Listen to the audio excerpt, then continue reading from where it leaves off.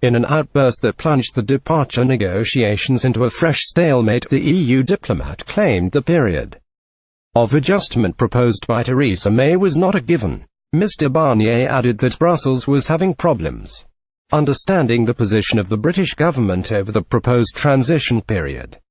He also raised the stakes in the row over the Irish border by claiming customs checks were unavoidable because of the Prime Minister's insistence that the UK is quitting the European Single Market and Customs Union. Tory Cabinet Minister David Davis hit back this evening by branding Mr. Barnier's remarks surprising and said, given the intense work that has taken place this week, it is surprising to hear that Michel Barnier is unclear on the UK's position in relation to the implementation period. Mr. Davis acknowledged that for any such period to work, both sides will need a way to resolve disputes in the unlikely event that they occur. He continued, but there is a fundamental contradiction in the approach the Commission is taking. Today they acknowledged that the way to resolve disputes and infringements is needed.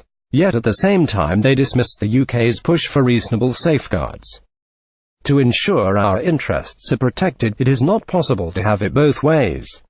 We must not lose sight of the ultimate aim here, to build a new comprehensive partnership between the UK and the EU that sees us stay as the closest of friends and allies.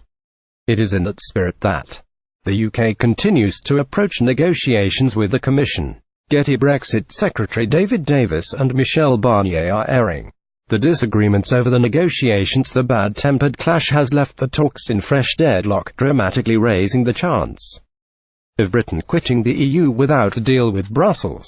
Mr. Barnier's salvo followed a week of sniping between the government and Brussels over arrangements for the two-year implementation period following Brexit. Ministers are furious that the EU wants sweeping powers to impose sanctions on the UK during the transition. Mr. Barnier, speaking at a news conference in Brussels, was unable to hide his irritation at Britain's stance. He claimed the UK had to accept the ineluctable consequences of the referendum vote to quit the EU, and he said, to be quite frank, if these disagreements persist, the transition is not a given. Time is short, very short, and we haven't a minute to lose if we want to succeed. The two sides face a deadline of March 22 to agree the transition arrangements before talks on a trade deal can begin. Monday, February 5, 2018. Michel Barnier and David Davis head to Downing Street for lunch meeting. Mr. Barnier claimed to be unable to understand the uproar in Britain over the EU's transition demands. There is no wish whatsoever to punish, he said. We are trying to draft an international agreement on a solid basis that can be effectively implemented. He also took a swipe at British negotiators by claiming that an update he had expected this week about Mrs. May's blueprint for the UK's future relationship with the EU had failed to arrive on time. He said a meeting with Mr. Davis scheduled for yesterday to discuss the blueprint had been cancelled due to diary difficulties on the British side. Getty. Michel Barnier and David Davis had a working lunch in London on Monday. Talks with the senior Tory earlier this week had proved substantial differences remained between London and Brussels about the transition arrangements. Sticking points included the EU's demand that any EU migrants arriving in Britain during the 2 years after Brexit gain full rights to settle permanently in the country, he said. He also rejected British demands for the government to have the right to object to any new EU regulations imposed during the transition period. Both sides also disagreed over the role of the EU's Court of Justice over the 2 years.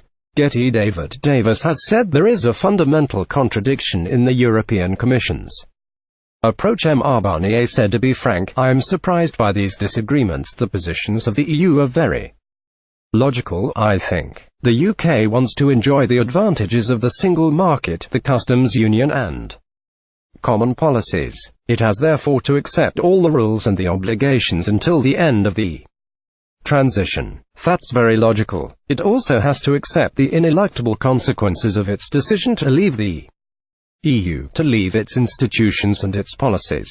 Getty. Theresa May met Japanese business leaders yesterday and said they Post-Brexit trade deal is possible. Getty. Brexiteer Jacob Rees-Mogg has branded Mr. Barnier's comments feeble. Barnier's threat of customs checks provoked anger in Northern Ireland last night. Democratic Unionist Party MP Ian Paisley, whose party backs Mrs. May's Brexit plans at Westminster, said, "Well then, Mr. Barnier, go right ahead and start building your hard border. Or else negotiate a sensible free trade deal with the UK. The choice is now yours."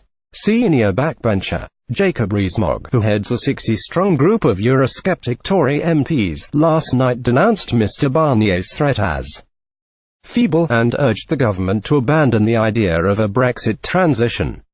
He said, "I would be happy to move to World Trade Organization terms without a transition and save £39 billion that could be spent on the NHS. It is rather feeble as threats go."